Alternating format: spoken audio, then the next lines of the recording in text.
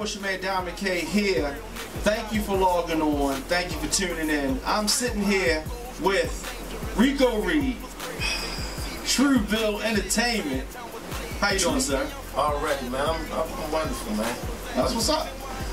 Very glad that you came through. You know, cause you usually solid. Yeah. Like an enigma. How did you get started in the hip hop game? How did you get started in rap? Being a fan of coming up in the era, you know, the old school era, Run DMC, ETC, Big Daddy, all the rest of it. I was a fan. So even when I was a kid, sitting in my grandmother's kitchen, I used to keep rewinding the tape recorder, writing down the lyrics, memorizing. Then it came to a point where I said, I can do that. I was bad, horrible at it, but I did it, you know. And then it evolved. I became very serious about it. I was incarcerated and stressed out, all kind of legal issues. It was looking ugly. I used to just vent. And in my cell, I used to just write. And I said to my neighbor in the next cell down, and he said, man, stick with it. You gotta get your timing better. But yo, the words, man, they vivid, man, and you know, you capture the people's attention that's into the type of rap that I represent. So that encouraged me, and then unfortunately I got committed, meaning, you know, to sent away to prison. I was in jail at the time, and I was around various different type of people. You know, for lack of words right now. You know, I was sent to federal prison, and so I was around the New York guys and the down south guys, and every Tuesday it's a band room with keyboards and drums and all that. So we was young, you know what I mean? We was the young guys that was just unfortunately wound up being sentenced, you know, to a federal sentence. So we used to all meet up in the band room, and we drum player and all that, little rap. And the New York guys was helping me with my timing and all that. But it still took a while, up until now for real, you know what I mean? But that's when I really took it serious. And when I came home, I gave it a shot. You know, still needed a lot of work. People gravitated towards me because, you know, the hood thing, and it was like, tell the truth. And they was into it, and right. It was a change from what I was doing. A tremendous change. So a lot of people thought it was a gimmick or a joke, or I was trying to conjure some money or some old crazy stuff. But I was like, no, this is what I'm going to do, man. And you know, they kept on encouraging me, and I started making people out of believers. Now I still got a way to go, but I'm involved. So you were talking about some of your influences changed once you came back home? Like, as far as music? Yeah, because the time, I mean, when I was saying Run DMC, that was that era and that time. Right. So as the era changed and the sound changed, my influences changed. Yeah, because like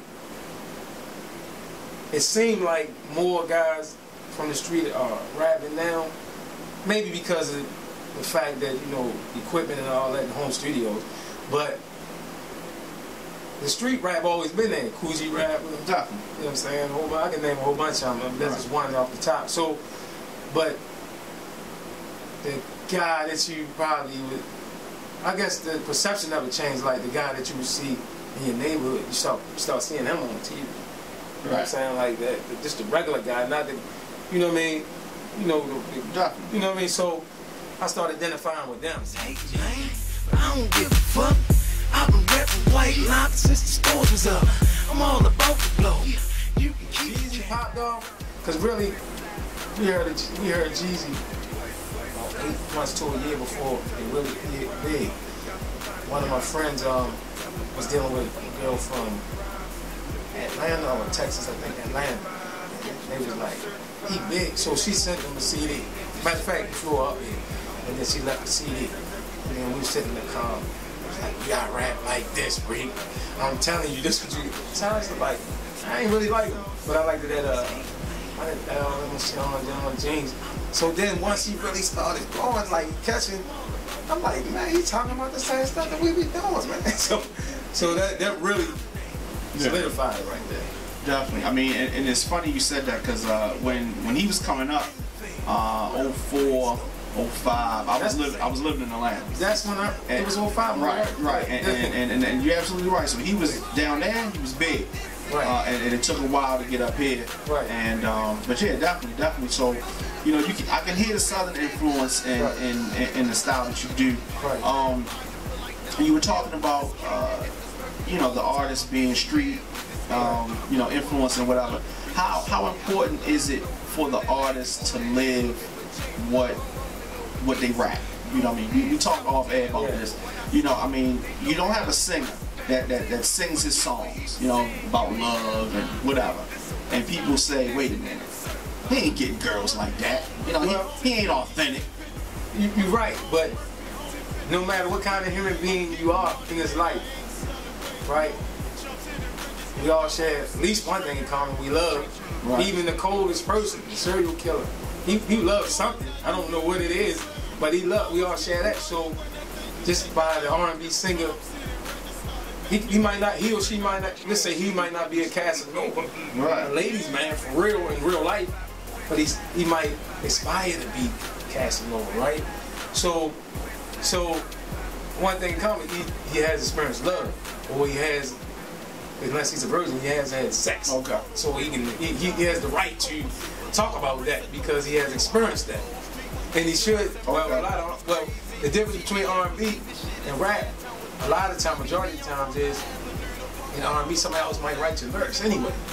In rap, it's almost like an insult. You might even get some help, but it's almost an insult because you know we come from out the same era. For another artist to write a rapper's lyrics, it takes some authenticity away from him off the top. Never not even get to the point of the image that they're trying to portray. So let's just say like Rick Ross, he supposed to have been a CEO, but he write his own lyrics though. And then they got to the point where he's so great that it doesn't even matter no more. Right?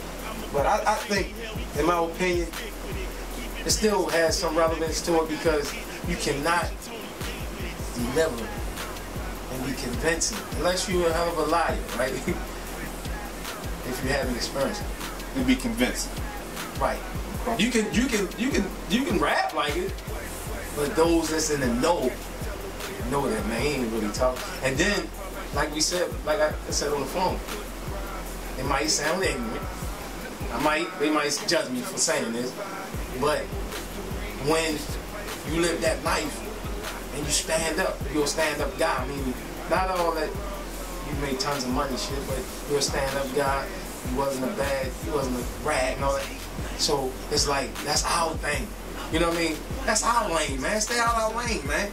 You know what I mean? Like, I told somebody before, if my life went different and I still decided to be a rapper, I would rap about different things. You know what I mean? Even though I'm capable because I come from a good stocking family.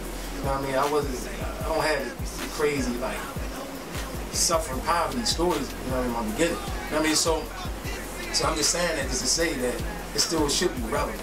But I know we to the point now that if it just sounds good, that's all that really matters. And then they'll say that, right? Yeah, you know. Right. Absolutely. So we're going to take a quick break. We're going to jump into one of your videos, and then we'll come back and keep the talk going. Stay tuned, y'all. Tanks solidified.